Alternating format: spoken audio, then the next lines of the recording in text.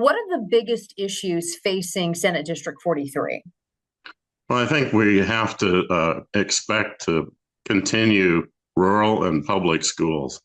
There's a lot of threats to the normal process of communities providing control and the best possible public school environments. There's a lot of tangent issues that are being presented, Bibles, um, uh, censorship of books, other things that really are nuisance situations that shouldn't be coming up and distracting from public education. Funding is another major part of it, and it doesn't need to be distracted by siphoning off funds to theological or private schools. The incumbent did not win re-election. Why do you think that is? And I would say the bigger part of this question is, what do people want out of their senator in this district, Senate District 43? Well, I think Jessica Garvin, the incumbent, was my senator. She actually was willing to come across the aisle on a couple issues, and I think that might have been her downfall. That's what others have told me. Others that have worked with her on important issues were very respectful of her. I think she's been primaried out by a far extremist. Part of the extreme that we've seen from our governor and from the superintendent of secondary education. That extreme that I will fight against as a moderate who's fiscally conservative, but moderate in all other things. I think that's perhaps where she ran into trouble. What do you think people want out of their senator in District 43? Well, I think our district is mixed. We're rural, and we do have suburban areas that are growing very fast in the northern end, Newcastle, Blanchard, et cetera. I think they want a level-headed person. I don't think they want an extremist. There's so much that we agree on that we don't have to fight about the things of wokeness and the far extreme of the right. There's so much that we agree on that we need to be able to get that done. We need to get a budget done instead of going into special session and costing more money for the state. We don't have money to waste. Nobody wants to raise taxes, but we have to make it more effective and more effective for the working person and not necessarily for the wealthiest. Obviously, taxes are a big talker. Where should they be cut and how? And can the state afford an income tax cut? Well, that's a much debatable issue. It seems like the taxes, at least at the federal level and to a certain extent in the state, have been cut already for those that make a lot. I don't know that they're paying their fair share. So I don't know that taxes should be cut at that end. Certainly, the working poor, the workers that are making minimum wage shouldn't be taking the burden of taxes in sales tax, income tax, and other things. We need to build our middle class and avoid the tyranny that the working poor are facing. It's really just too hard to get along if you're working a minimum wage job, especially with the minimum wage pegged to an ancient value that really doesn't allow anybody to maintain a household. And on that second part of the question, can the state afford an income tax cut? I don't really think that they should be considering an income tax cut. There's so many services that are already being cut that further tax cuts, sure, they sound politically correct, but services have to be provided too. We can't keep the rural hospitals dying.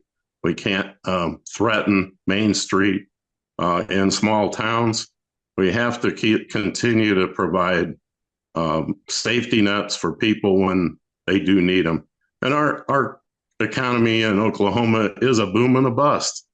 We need to have those safeguards in the bad years, and any budgeting really should be forecast in terms of a longer horizon than 1 year at a time. We need to look at several years and expect the bad times. What is your priority if you take office? Well, first of all, education. We have dwindled ourselves to the very bottom, and we can't get much farther down. I've been an educator after being an engineer, certified in math, and I've seen some of the day-to-day issues. We certainly don't recognize our teachers, our superintendents. They do an excellent job. And of course, it's always debatable. Education through my lifetime has always been there's something better that we can do. It's like the perpetual fix-it machine. But it exists, and we certainly need to maintain it as it is and improve it rather than kill it with funding to other sources that historically have never been allowed, with private schools, vouchers, and tax credits. How would you describe yourself and your views? Well, I definitely consider myself moderate. My sign says consensus moderate Dem. I've been both. I've been a Republican. I've been an independent, and I'm registered as a Democrat now, but I'm a bit in the middle. I come originally from Missouri, where you don't have to carry your political party in your pocket. And I think that we ought to tend towards opening up our primaries. I'm fiscally conservative by nature in terms of our finances, my own budgeting, and I think our state should be as well. I think we should establish a minimum budget that could be approved in the early months of a session, and then all the other debatable things can be resolved in discussion for the non-essential or less essential core functions of government. Socially, I believe that people have the liberties that they should be able to enjoy. I don't think government should be forcing their opinion on the way people believe, love, or perform their daily life. I think we should have some structure. I mean, we need speed limits on the highways, but we don't have to dictate what color car they have. What are the biggest issues facing Senate District 43? The ones at the doorstep were people's pocketbooks are hurting big time. So taxes, of course, my constituents want any kind of relief at this point. It's just they're tax tired. Early on, it was some concerns for the border, things like that. It seems like that's kind of went away, or people are realizing that it's a bigger issue than, I mean, it's still a very big concern, but understanding that it's going to take more than just Senate representatives at the state level to make something happen there. Hopefully we can do more, but that was a big concern early on as well. Public ed is always a concern for my district, and making sure it's high quality and it's the best we can deliver for our kids. I'd say those are some of the biggest ones. The incumbent did not win re-election. Why do you think that is? And what do people want out of their senator for District 43?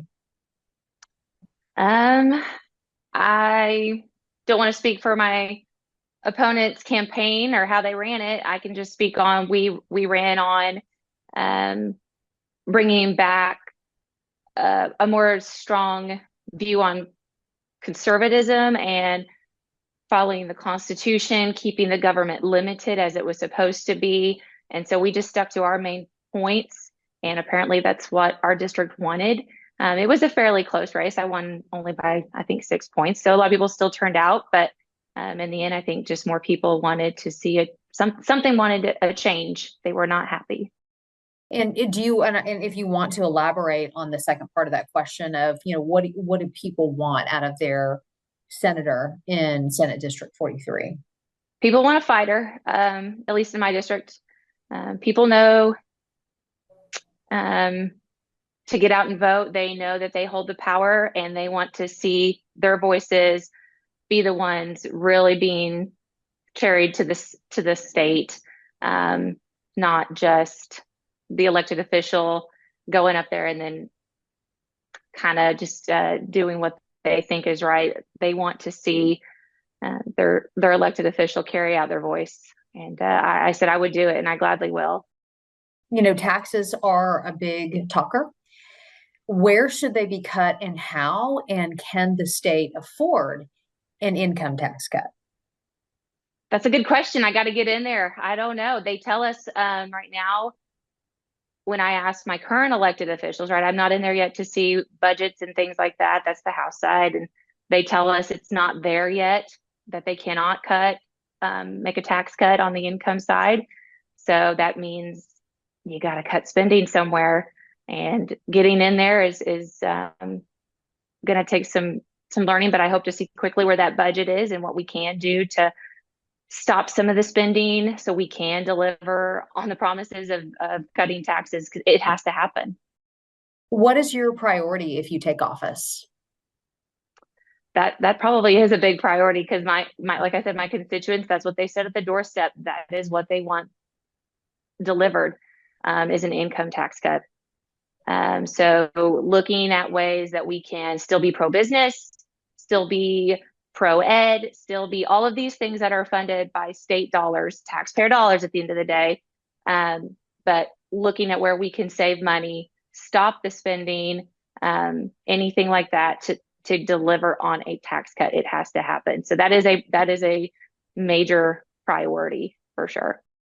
How would you describe yourself and your views?